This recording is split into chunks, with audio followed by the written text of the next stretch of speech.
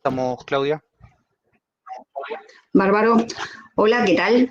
Mi nombre es Claudia Arango, soy parte del grupo de investigación en enseñanza de las ciencias de la Universidad Nacional de Quilmes.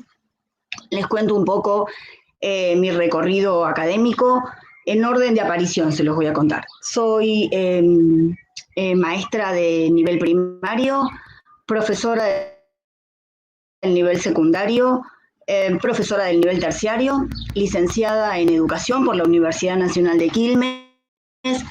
Tengo una maestría en género, política y sociedad por la Flaxo y recientemente doctorada acá de la casa de la Universidad Nacional de Quilmes. Así que así tienen más o menos un recorrido y una idea de quién está de este lado hablándoles. La verdad que antes de comenzar la charla quiero agradecer inmensamente a toda la gente que está del otro lado. Es imposible, recién hablábamos con los organizadores, es imposible dimensionar el alcance que tienen estas charlas de divulgación a través de las redes. Así que bueno, sin más presentación, ahora viene la parte del compartir, que siempre es todo un tema. Esperemos que salga todo bien. Bueno, ahí vamos. Vamos a trabajar, o vamos a charlar en realidad, y sobre qué es lo que nos dicen los discursos que se escriben para la escuela, que están escritos para la escuela.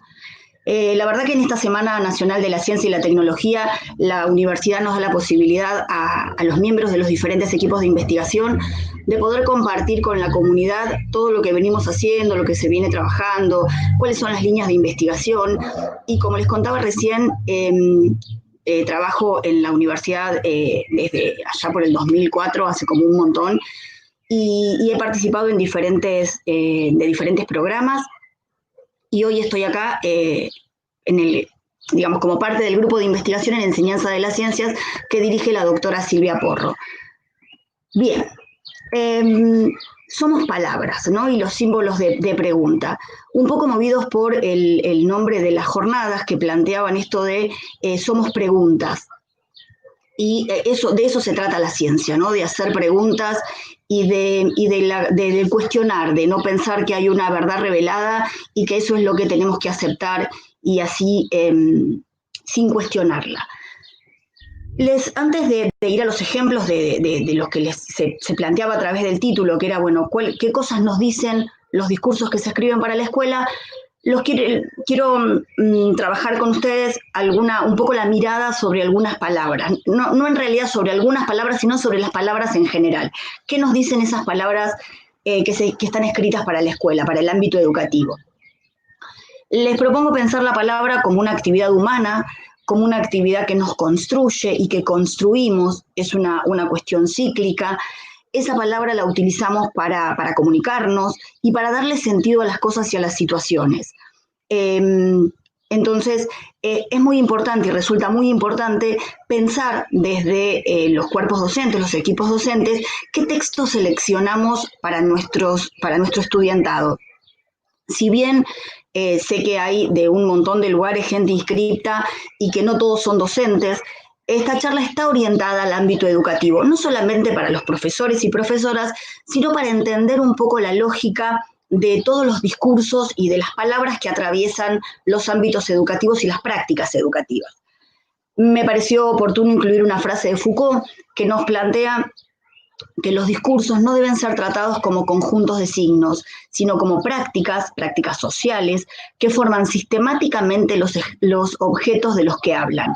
Ahí no me animé porque por supuesto es una frase de Foucault, pero habría que ponerle que forman a los objetos y a las personas de las que hablan. Estamos formados por palabras.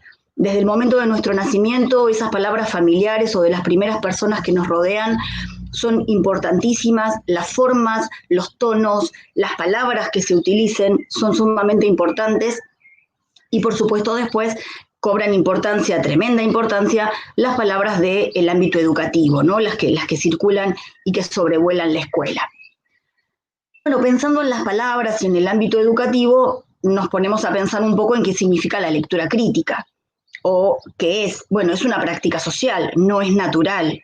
Y es muy importante trabajar en el ámbito educativo con la desnaturalización de las prácticas sociales, porque si no parecería que como tal vez por mal entendimiento o del uso de la palabra natural, creemos que es lo que pasa todos los días, entonces como lo que pasa todos los días es esto de poner que es natural, no se cuestiona. Y la verdad que no, si uno lo piensa como un fenómeno social, hay preguntas, hay cuestiones que se pueden debatir y discutir. Entonces, esa lectura crítica se construye. Y ahí citando un poco la mirada de Vygotsky, la escuela debería ser el espacio por excelencia para la construcción de la lectura crítica y obviamente del pensamiento crítico. Las actividades que se planifican o se piensan para la escuela tienen que estar o deberían estar pensadas desde este ámbito, desde la importancia de generar esa lectura crítica.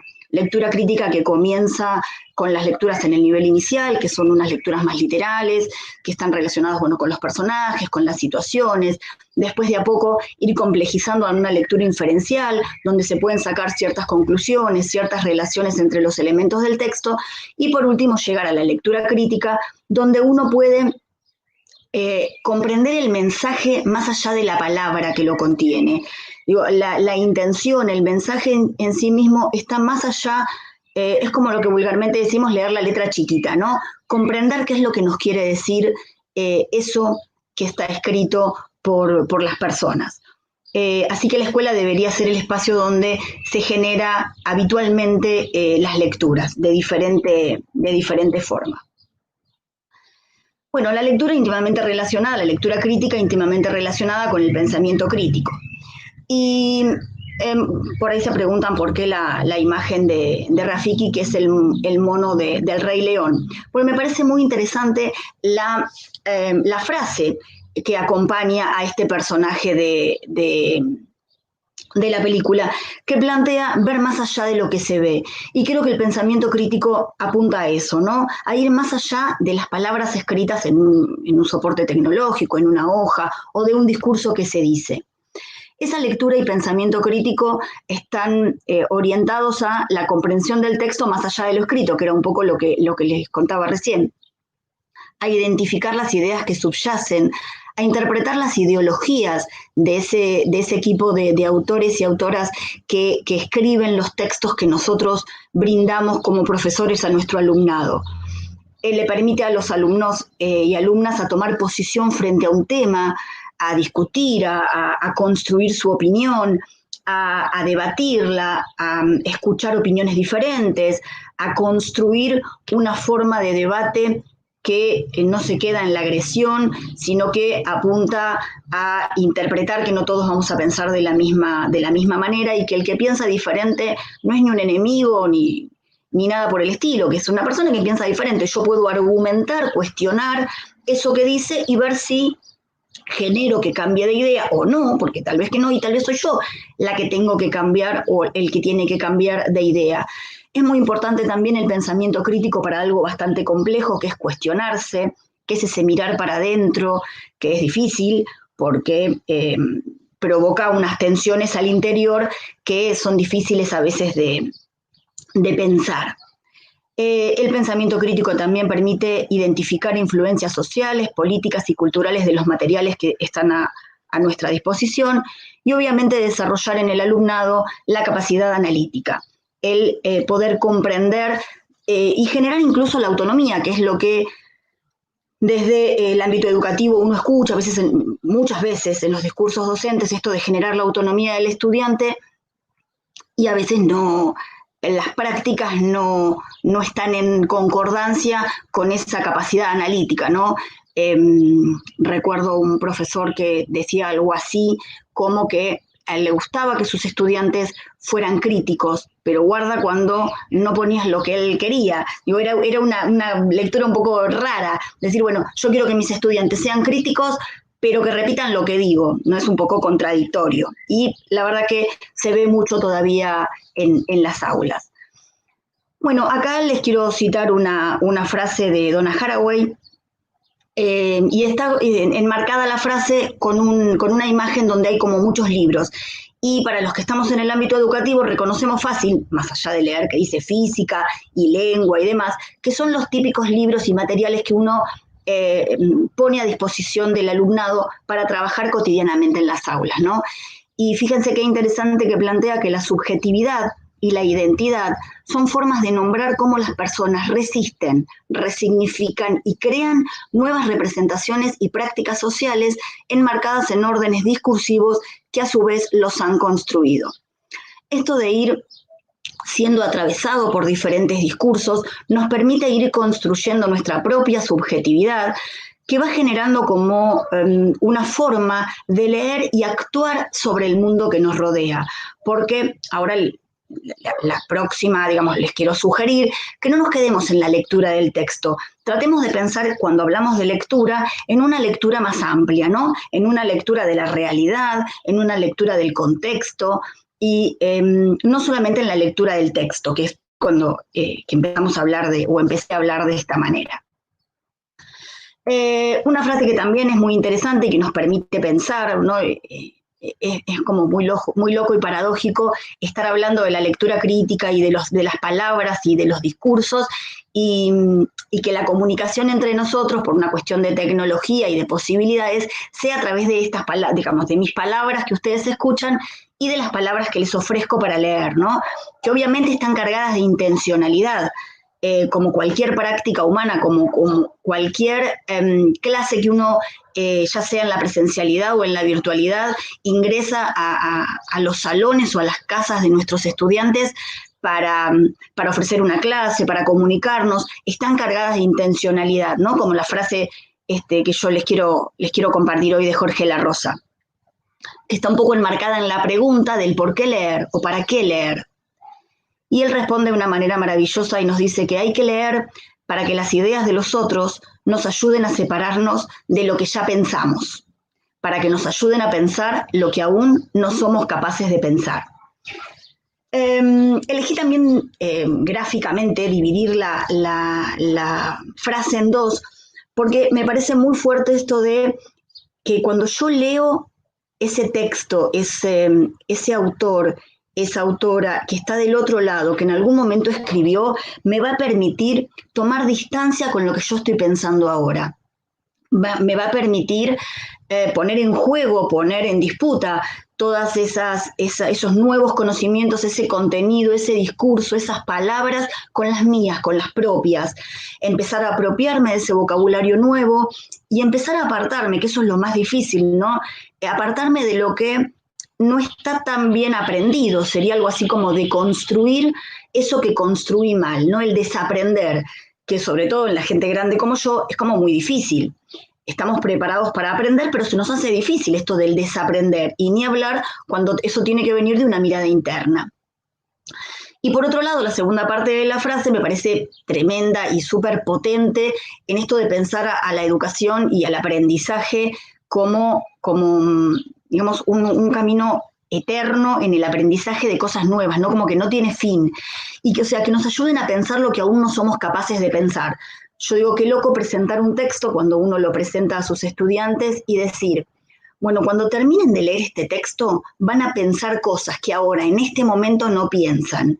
Y me parece que es una invitación, que es una motivación a la lectura, por lo menos, y obviamente después preguntar, bueno, ¿qué pudieron aprender de nuevo? ¿Qué pudieron pensar de nuevo? Y poner a debate con nuestro alumnado, bueno, a ver si realmente se generó esto que yo les planteé en un principio, de permitirse pensar cosas nuevas. ¿Qué cosas nuevas se pudieron pensar? Me parece que es interesante y acá retomo y quiero citar a mis queridas maestras del nivel inicial cuando se presentan a una clase y con todos los peques mirándolas, plantean, no saben lo que les traje hoy. ¿Quién puede resistirse a esa frase motivadora, a esas ganas de decir, bueno, a ver, ¿qué trajo? ¿Con qué me va a sorprender? Seguir jugando con el asombro epistemológico, ¿no? Eso que de a poquito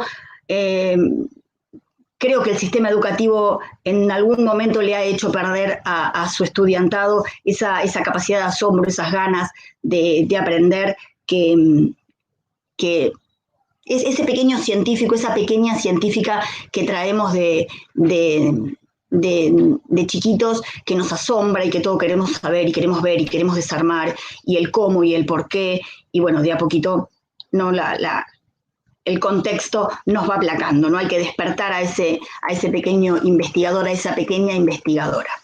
Bueno, ahí quise hacer un recorrido, no sé si teórico, pero sí por donde quiero que pensemos a partir de ahora, que vamos a ver algunos ejemplos de diferentes discursos que se escribieron o que se escriben para la escuela, algunas políticas públicas, algunos diseños curriculares, ¿no? Muy bien. El diseño curricular es un ejemplo con el que quiero empezar a trabajar y a contarles y a que se hagan preguntas. La verdad, ojalá surjan un montón de preguntas, pero más allá de que las que me puedan hacer a mí, las que se puedan hacer ustedes. Esas son las preguntas más importantes y las más movilizadoras, las que les puedan quedar después de esta charla. Para los que no vienen del ámbito educativo, el diseño curricular es ese documento que diseñado por el poder político de turno. Algunos autores que hablan sobre el diseño curricular dicen que es el dispositivo de regulación, el artefacto social, ¿no? Esta cosa de algo armado a propósito, ¿no? Ad hoc para el ámbito educativo. Ese diseño curricular, ese documento, que hoy nos lo pasamos por archivos, y en su momento era un libro así gordote, dice qué contenidos hay que abordar en cada materia, en cada año, en cada nivel, para evitar una superposición y que cada uno dé lo que se le da la gana y que sea como una cosa desordenada. Está bien que exista. Lo importante tanto del diseño curricular como de cualquiera de los textos es que podamos entender y descubrir cuál es su contexto de fabricación, cuál es su contenido ideológico, cuál es la cultura hegemónica que transmite. Entonces, este diseño curricular es un documento importante, es como, no sé si alguno vio Los Simpsons o si recuerda, ese capítulo de Los Simpsons donde se pierden los libros escolares y se cierra la escuela, ¿no? Entonces, es ese material, no porque si se pierde el diseño curricular se cerrarían las escuelas, ¿no? Sino para hacer una comparación simpática con el diseño curricular que es el catecismo, le dicen algunos autores, de lo que hay que hacer adentro de las aulas. Y es muy importante cómo las docencias se acercan a la lectura de este documento. Y también a la hora de leerlo es llamativo las palabras que se incorporan en el documento. Bien, ese listado que aparece ahí con viñetas que tienen en el medio de la diapositiva es la página 152 del diseño curricular de historia de segundo año, vigente en la actualidad. Y la verdad que hay un montón de palabras que hacen como un ruidito, ¿no? Que nos llevan a hacernos preguntas. Por eso ese signo de preguntas ahí como, qué raro, ¿por qué? Arranquemos por el título. Es la unidad de contenidos número 1, donde se plantea el tratamiento de los temas relacionados con América y Europa, y como título figura vínculos coloniales a partir del siglo XV. En las investigaciones que nosotros realizamos dentro del programa Discursos, Prácticas e Instituciones Educativas, obviamente trabajamos sobre los discursos escolares y trabajamos sobre el significado de las palabras. Y cuando uno, pregunta cuál es el sentido común de la palabra vínculos, generalmente las respuestas están relacionadas con cuando uno tiene un vínculo con alguien, es un vínculo afectivo, se plantea la palabra vínculos realmente desde el afecto, desde un lazo con alguien. Pero cuando vamos a la RAE, a la Real Academia Española, al diccionario, nos encontramos que la palabra vínculo significa, tiene 4 acepciones y cada una de ellas tiene los siguientes verbos: atar, perpetuar, someter y sujetar. Entonces uno dice, qué bien usada la palabra vínculos en ese título, ¿no? Sobre todo porque uno se imagina cuáles fueron esos vínculos coloniales a partir del siglo XV. Pero cuando nos adentramos en la lectura del documento, encontramos algunas contradicciones, ¿no? En algunas palabras que hacen como un ruidito interno, ¿no? Es este sopapo epistemológico del que les hablaba recién. Y nos encontramos, por ejemplo, con la palabra intercambio. Ahí se las resalté algunas. Hay un montón para trabajar acá, pero si no sería como muy largo. Igual les dejo el link y lo pueden encontrar porque esto es un documento que se googlea en el ABC. La palabra intercambio. La palabra intercambio es un toma y trae. Yo te doy una cosa, vos me das otra. Intercambiamos algo. Se me ocurre que no fue una época de intercambios. En la misma frase habla de la apropiación del excedente. El excedente es lo que sobra. Y apropiación del excedente es medio raro. Sobre todo en la misma oración con la palabra intercambio. Luego, ¿quién determinó en ese momento qué era lo que sobraba? ¿Y lo que sobraba para quién? Raro, realmente, para hacernos preguntas. Más abajo nos vamos a encontrar cuando habla de las condiciones productivas en Europa Occidental, hablan de un trabajo libre. También esto del trabajo libre es haciendo un poco de memoria sobre los sucesos históricos del momento y contextualizando, también es raro. Otra de las cuestiones es las crecientes necesidades de oro y plata. ¿Qué sé yo? A mí la palabra necesidad se me da por relacionarla, no con las necesidades vitales que tienen que ver, bueno, con la comida, con el alimento, con una vivienda digna, con un montón de otras situaciones que no precisamente estarían relacionadas con el oro y la plata. Pero me hace ruido esto de decir, bueno, ¿cómo lo vamos a presentar a nuestro estudiantado como si hubiera sido una necesidad?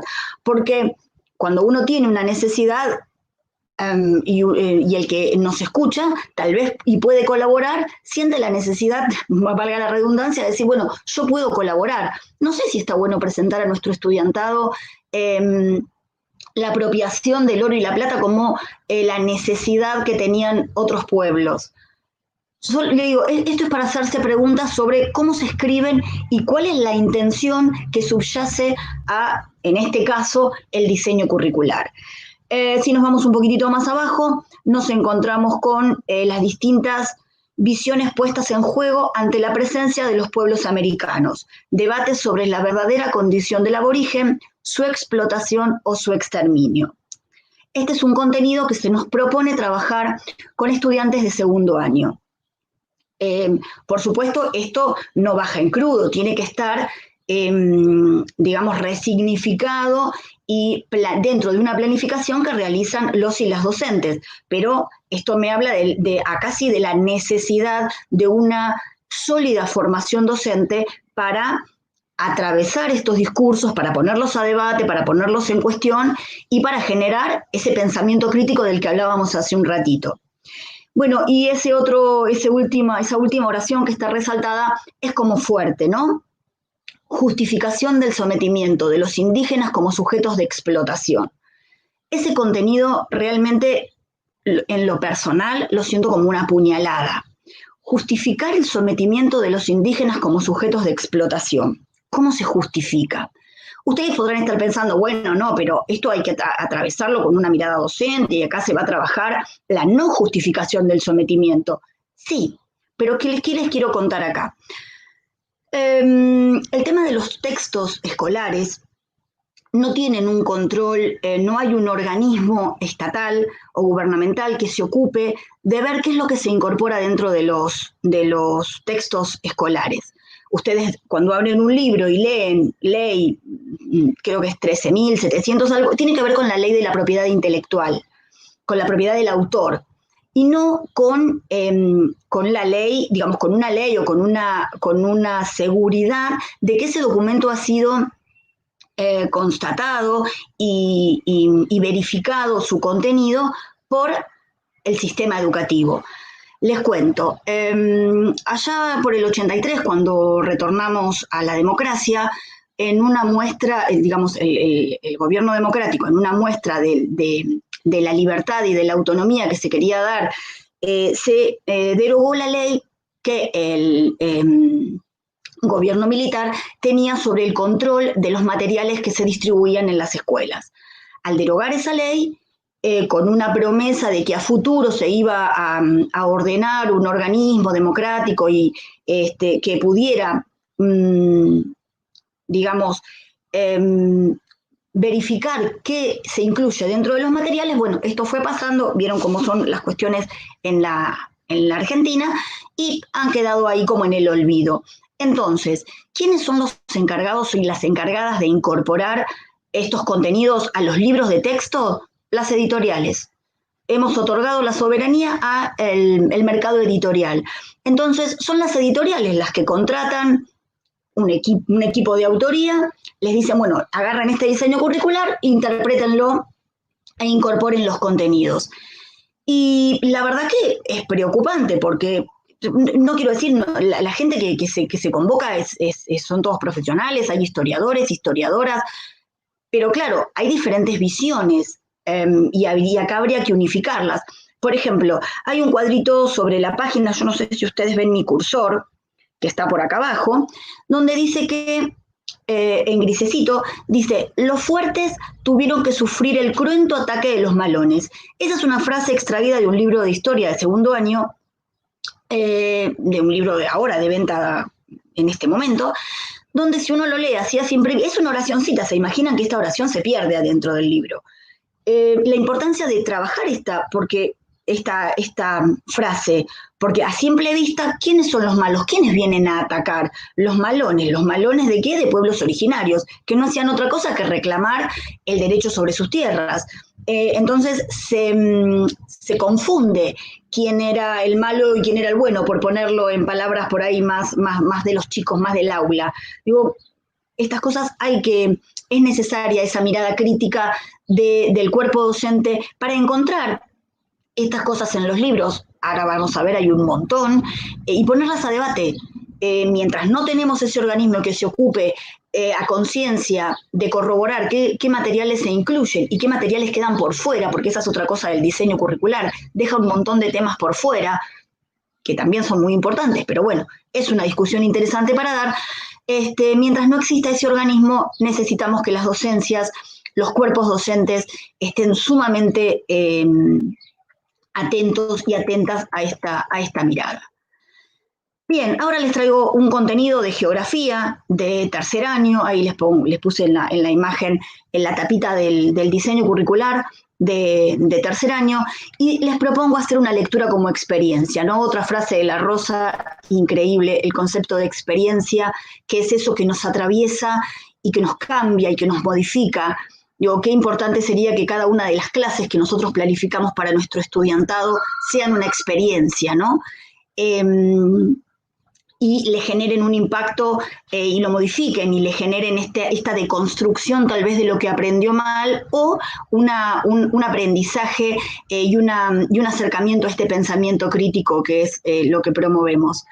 Entonces esta frase de la Rosa decía que la lectura como experiencia permite transformar mis propias palabras, mi propio lenguaje, mis propios pensamientos, mi propia sensibilidad, ¿no? Estas palabras que en un principio son de los otros y empiezan a ser nuestras. Un poco pensando en Vygotsky, esta internalización de que todo primero es social, es de afuera, y de a poco lo vamos incorporando en estas prácticas sociales. Bueno, y ahí el contenido tiene una frase resaltada que yo calculo que a estas horas no los puedo ver y no las puedo ver, pero que espero que tengan los ojos así grandotes, ¿no? Y habla de la transferencia del excedente demográfico. Cuando habla de las migraciones internas, digo, ¿quién puede pensar que sobra gente? ¿Cuál es la mirada de aquel o de aquella que sostiene que le sobra gente? Es raro, me preocupa que alguien piense que le sobra gente, ¿no? Y esto, recuerdo, diseño curricular, el poder político de turno, es el equipo de autores y autoras que se sentó, todos especialistas, que seguramente entre ellos habrá un montón de colegas licenciados en ciencias de la educación, que se han sentado a escribir. Digo, el por qué es importante el pensar y el repensar qué y cómo lo decimos. Bien, políticas públicas. Mi tesis doctoral fue en educación sexual integral, en el análisis de discursos y prácticas educativas dentro de la materia salud y adolescencia, y dentro del análisis de políticas públicas encontré algunas perlitas dentro de la propia redacción de la ley que, como les dije en un principio, los y las invito a que lo piensen, a que lo resignifiquemos, a que tengamos presente.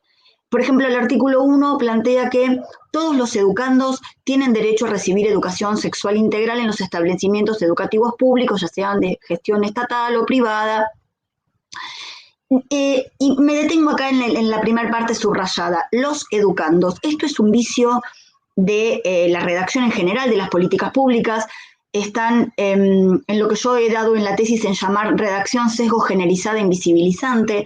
Está redactada en masculino, dentro de esta visión androcéntrica. Hay un montón de autores que trabajan estas cuestiones. Y si alguno del otro lado está diciendo, oh, bueno, pero da lo mismo, bueno, ahí es donde nos tenemos que hacer eso que decía las primeras palabras de la Rosa, esa mirada hacia adentro. Es decir, bueno, a ver, pensar lo que uno piensa. ¿Por qué pienso lo que pienso y no pienso otra cosa? Porque esos discursos que me han ido atravesando desde que nací hasta el día de hoy me han llevado a pensar lo que estoy pensando ahora. No parece un trabalenguas, pero tómense un minuto para pensarlo. Bien, y a los efectos de esta ley, entiéndase como educación sexual integral la que articula aspectos biológicos, psicológicos, sociales, afectivos y éticos. Y acá estamos pensando a la educación como una articuladora de aspectos biológicos. Quédense con esto ahí como entre paréntesis, que en un ratito le vamos a dar como otra resignificación. El artículo 3, que habla de los objetivos, proponía que había que incorporar la educación sexual integral dentro de las propuestas educativas orientadas a la formación armónica, equilibrada y permanente de las personas. Bien, acá hay una inclusión de las personas en general, ya no son los estudiantes en masculino, son las personas, todas las personas. Otro de los objetivos plantea asegurar la transmisión de conocimientos pertinentes, precisos y confiables, ¿no? Y yo después de leer el diseño curricular de recién, digo, qué sé yo, cuáles serán los conocimientos que consideren pertinentes, precisos y confiables. Me lo pregunto. Después, si quieren, pueden leer, yo ahora les voy a acercar algunos materiales de la materia salud y adolescencia, y después, si quieren, pueden leer, nada, la idea sería que todo lo lean con un ojo más crítico. Por otro lado, también hablaba de procurar igualdad de trato y oportunidades para varones y mujeres. La verdad que ahí me hace un poquito de ruido una ley que habla de educación sexual integral que siga pensando una cuestión binaria entre varones y mujeres. Estamos hablando de octubre del 2006, un momento en que empezaba el reclamo social empezaba a hacerse oír, ¿no? Estos discursos feministas empezaban a permear las paredes de la escuela, que les digo que es bastante impermeable en algunas cosas. Sí, seguimos con el tratamiento de la Ley de Educación Sexual Integral, la nacional, que plantea que cada jurisdicción implementará el programa a través de la difusión de los objetivos de la ley en los distintos niveles del sistema educativo. Las jurisdicciones tenían un plazo máximo de 4 años para que, o sea, cada provincia tenía como máximo 4 años para redactar su política provincial, su ley de ESI provincial. Por otro lado, habla que el diseño de las propuestas de enseñanza, consecuencias y pautas de abordaje pedagógico en función de la diversidad sociocultural local y de las necesidades de los grupos etarios, ¿no? Cada provincia en función a su diversidad sociocultural. Otra de las cuestiones que me llamó la atención, es una ley muy cortita, o sea que es de muy rápida lectura, no aparecía en ningún lado la palabra género.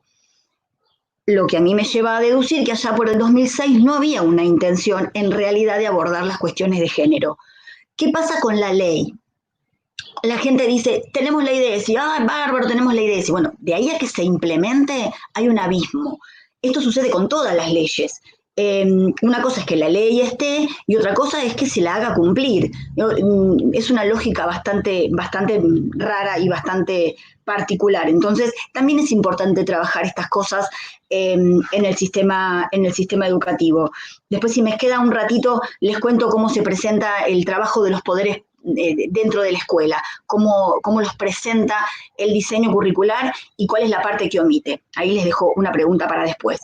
Que acuérdense, tomen nota, que si no nos da el tiempo, me la pueden preguntar por mail porque les voy a dejar mis datos. Bien, Por otro lado, tenemos la ley 14744, que es la ley provincial. La provincia de Buenos Aires no atendió los reclamos de la ley nacional y se tardó casi 9 años en sancionar su ley de ESI.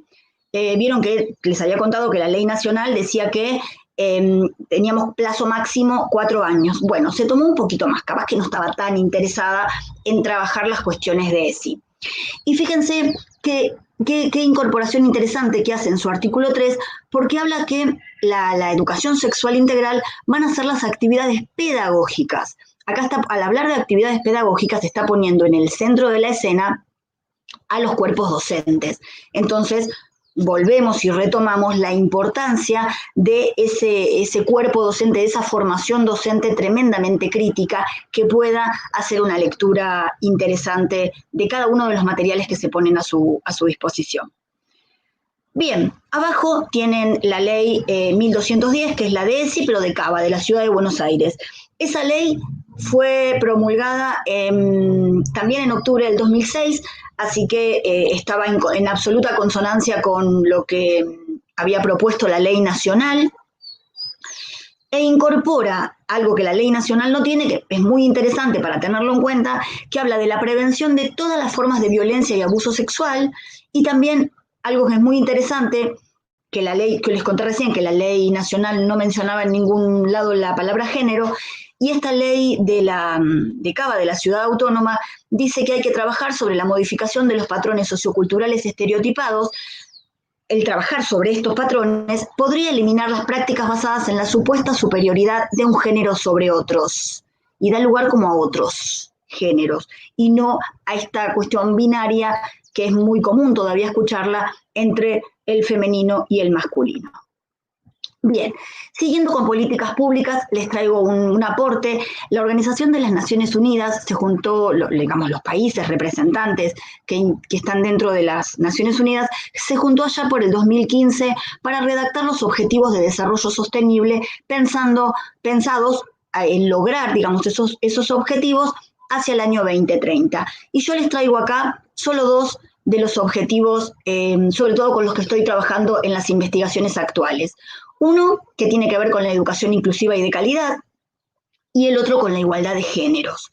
Sumamente importantes los dos, realmente, pero fíjense que dentro de la misma redacción de ese documento plantea, ahí la flechita les indica, y dice: las mujeres y las niñas pueden gozar de los mismos derechos y las mismas oportunidades que sus pares varones. Siguen presentando esta cuestión del binarismo, ¿no? Pareciera que las mujeres y las niñas tienen que ser tratadas igual que los varones. Bueno, y el resto y las otras minorías ni siquiera son tenidas en cuenta. Y por otro lado nos encontramos con un fragmento de un documento de la FAO, que también es un organismo que pertenece a la ONU, que se ocupa de la alimentación y de la agricultura. Y en uno de esos documentos, que son comúnmente utilizados para trabajar en geografía, hay una frase que plantea que existe una estrecha relación entre los mayores niveles de desigualdad de género y la inseguridad alimentaria, la malnutrición y otras deficiencias de nutrientes. Las soluciones que en apariencia son propuestas por las políticas públicas no alcanzan efectivamente a las mujeres y las niñas, como si la manipulación de los alimentos y la inseguridad alimentaria, la malnutrición y la deficiencia de nutrientes quedara atada a las mujeres, como si no fuera una responsabilidad de todas las personas, ¿no? Y además ese documento está acompañado por esas 2 imágenes que ven ahí, que son tremendamente estereotipadas. Uno ahí puede inferir cuál es la lectura que hace la FAO y la Organización de las Naciones Unidas de la gente que trabaja en el campo. Entonces, si por un lado están, digamos, la letra escrita a veces es políticamente correcta, ¿no? Educación inclusiva y de calidad e igualdad de géneros, y por otro se puede encontrar algunas inconsistencias y contradicciones importantes. Bien, vamos a pasar ahora a los discursos docentes, a esa palabra que decimos, a esas palabras que decimos todos los días en las clases, en las aulas, ya sea de manera presencial o de manera virtual. Y palabras que a veces esto de se nos escapan, no nos damos cuenta, atraviesan nuestro umbral de inconsciencia y salen, y ahí están. Y es importante cuando uno comete un error o a veces por esta cuestión de que los discursos nos han atravesado todos los discursos y muchos han dejado un impacto fuerte. Entonces nos cuesta desarmar ciertos discursos que los tenemos como muy arraigados. Entonces no quiere decir que el día que nos equivoquemos nos tenemos que lapidar frente a los estudiantes, sino que decir, mala mía, mira vos, no me di cuenta de esto, y está bueno porque eso enseña un montón de cosas, eso da las pautas y sienta las bases para la deconstrucción propia y el ejemplo, ¿no? Dijera Freire, corporizar la palabra, ¿no? Los docentes enseñamos con el ejemplo, no sé, en palabras de Santos Guerra, el estudiantado aprende del docente y al docente. Bueno, les sigo trayendo autores y autoras.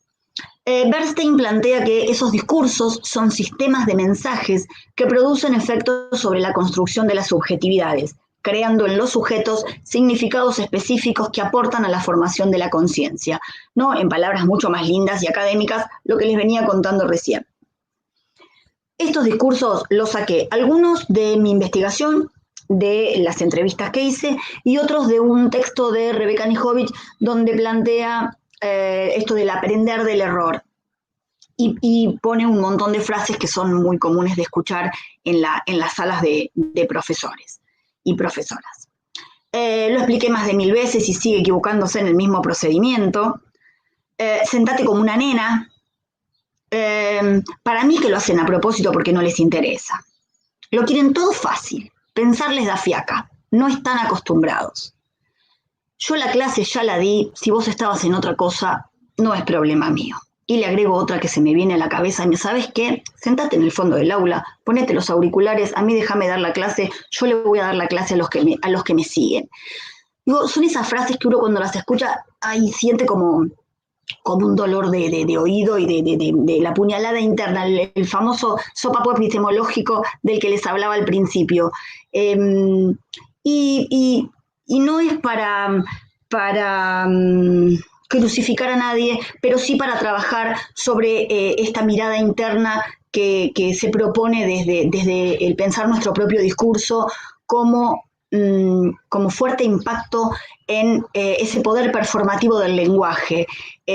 Por eso la formación docente tiene que estar atravesada por un fuerte trabajo sobre la comprensión del poder performativo del lenguaje. El lenguaje da forma a las cosas que nombra. Entonces, como yo lo piense a un alumno, si yo en mi casa cuando estoy armando la planificación y digo, fulanito, qué desastre, es un colgado, no le interesa, es una colgada, es una vaga, es un esto. De la manera que pienso a mis alumnos los actúo. Entonces guarda con eso. Y ahí les puse una frasecita para pensar, que es, piensa quien quiere o piensa quien puede. ¿No? ¿Qué sé yo? Mi abuelita me decía, cuando seas grande ya lo vas a entender. Y yo crecí pensando eso. Y la verdad que no, porque pensar no es una cuestión de edad. Que pasen los años me hace vieja, pero no me hace pensante. Entonces, la escuela tiene que generar las situaciones para que el pensamiento se ponga en juego, para poner en juego el desarrollo, diría Vygotsky. Bien, bueno, textos escolares. Acá hay una foto sacada a un texto de salud y adolescencia, vigente, de una editorial sumamente reconocida, y que quiero que presten muchísima atención al texto. Dice algo así. Es una hoja donde hay un montón de actividades que están al final, que muchas veces los docentes utilizan como para la clase que viene, hagan las actividades de la página tal. Bien. Dice así: Jorge, de 15 años, es el menor de 7 hermanos. Vive en un asentamiento en la ciudad con sus padres, quienes subsisten gracias a los planes sociales. Suelen beber en exceso y discutir frecuentemente. Todas las mañanas sale con 2 amigos a robar a los chicos que van a 2 escuelas de la zona céntrica de la ciudad. Los padres de estos últimos, así como las autoridades escolares, hicieron denuncias y propusieron medidas de protección y prevención en el barrio. Jorge ha sido detenido en reiteradas oportunidades y dejado nuevamente en libertad en manos de los padres para que lo cuiden. ¡Wow! si atrás de este fragmento que parece inofensivo, porque la verdad que puede pasar hasta inadvertido, no hay una mirada docente que reflexione que no todos los que viven en un asentamiento y que viven de los planes sociales no beben, no discuten frecuentemente, porque hay gente que no vive de planes sociales, digo, yo viven en el country y discuten un montón, o sea, es esta cosa del estereotipo. No todos los chicos salen a robar. Digo, ¿cuál es la mirada? ¿En qué estaba pensando el equipo de autoría cuando incluyó esta actividad? Estas frases, estas frases vienen acompañadas de una serie de actividades para hacer, bueno, que tienen que ver con analizar cómo es Jorge. Digo, la mirada que hay lapidaria sobre cierto sector de la sociedad, y les recuerdo que este libro es sumamente reconocido. Y no les digo que el 90% de las escuelas donde se utiliza material, porque también es cierto que no todas las escuelas tienen la posibilidad de pedirle a los estudiantes que compren libros, pero sí está dentro de las bibliotecas escolares. ¿No? Y hay una frase de Menguenó, que es un especialista en el análisis de los textos escolares y que nos plantea que los discursos contenidos en los libros de texto escolar poseen una carga ideológica que se pone de manifiesto en la organización del propio discurso y en los ejemplos que se ofrecen como consolidación de la idea manifiesta. Acá es muy clara la visión que tiene este equipo de autoría que se sentó a hacer este libro sobre esta situación y este contexto en particular. Bien. Los discursos visuales que también acompañan a los textos también son de Salud y Adolescencia, donde se plantea la educación sexual integral. Igual sigue trabajando con estereotipos y no con la deconstrucción, sino con la consolidación de ciertos estereotipos. Se ven a parejas heterosexuales, se relaciona el cigarrillo y las bebidas con la diversión, con la vida nocturna. Y bueno, ahí hay una imagen muy simbólica de un señor que le dice anda a lavar los platos a una señora que está manejando, ¿no? Su vehículo. Muy interesante la frase de Graciela Morgade.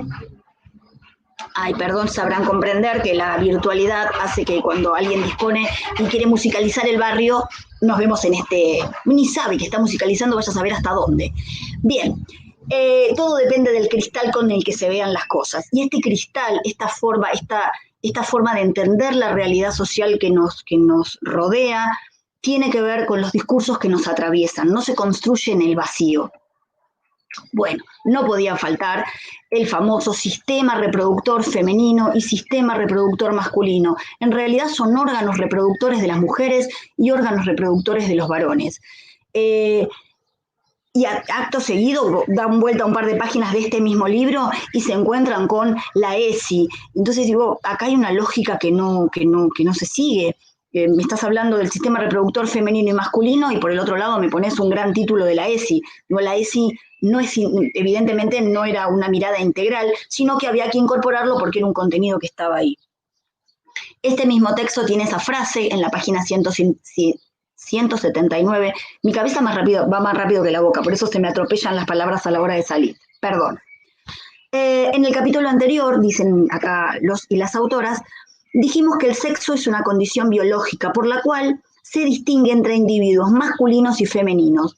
A lo largo de los textos de Salud y Adolescencia, de todas las editoriales, hay una confusión y se confunde al alumnado en cuanto a lo sexual y a las cuestiones de género. Lo biológico y las cuestiones de género se hacen unas tramoyas tremendas. Insisto, por eso es importante la construcción de un pensamiento crítico en las docencias. Ahí también incorporé una frase de una antropóloga, de Moore, que plantea que las maneras en que se piensan y representan la reproducción y la fecundación están teñidas de estereotipos de género. Los discursos e imágenes de la biología en torno a la fecundación tienden a presentar los óvulos desde la pasividad.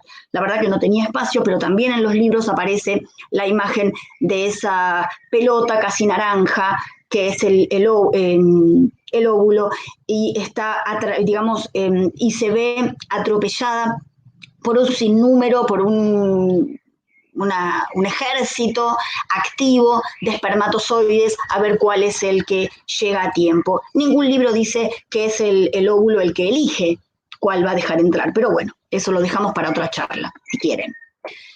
Y como para seguir pensando, les acerco un par de cuestiones que también me voy esquivando al sol porque si no, no voy a ver nada. Algunas cuestiones que tienen que ver con el ámbito científico, porque no quiere decir que porque estemos en el ámbito científico y seamos, o en mi caso sea científica y trabaje sobre esto, todo el ámbito científico está abierto a estas cuestiones. Fíjense la página del CONICET, donde muchos de ustedes que están del otro lado cargamos nuestro CBAR, nos presentamos a becas, a convocatorias, y sigue presentando la cuestión de sexo y nos da dos opciones, ¿no? Masculino, femenino, y ahí hay como mucho para pensar. Por otro lado, tenemos una comunicación conjunta que es del 18, pero que este año recibimos la misma, que tiene que ver con la Semana de la Educación Sexual Integral. Si fuera tan integral no tendríamos por qué tener una semana. Y acá mis asistentes me van bajando la ventana, qué suerte.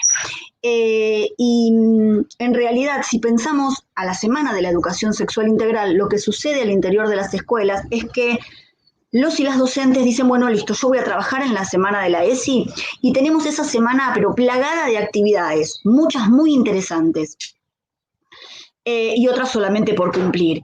Y en realidad lo que hay que hacer es educar la mirada al interior de los salones, porque la educación sexual integral nos atraviesa todos los días, en los discursos, en las prácticas, en un gesto, en alguien que le dice algo a un compañero o una compañera, y ahí es donde el docente y la docente tiene que estar atento para leer.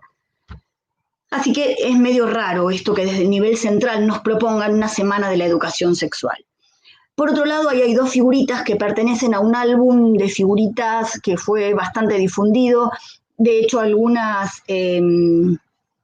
colectivos feministas adhirieron a estos álbumes, muy interesantes. La idea no es acá la crítica por la crítica misma, sino esta mirada que va un poco más allá. Y nos presentaban a Eva Perón y a Marie Curie como mujeres que hicieron historia, pero las presentan con el apellido de sus esposos. La verdad que Eva tendría que haber estado como Eva Duarte, porque nadie va a discutir su lugar y su trabajo por los derechos de la mujer.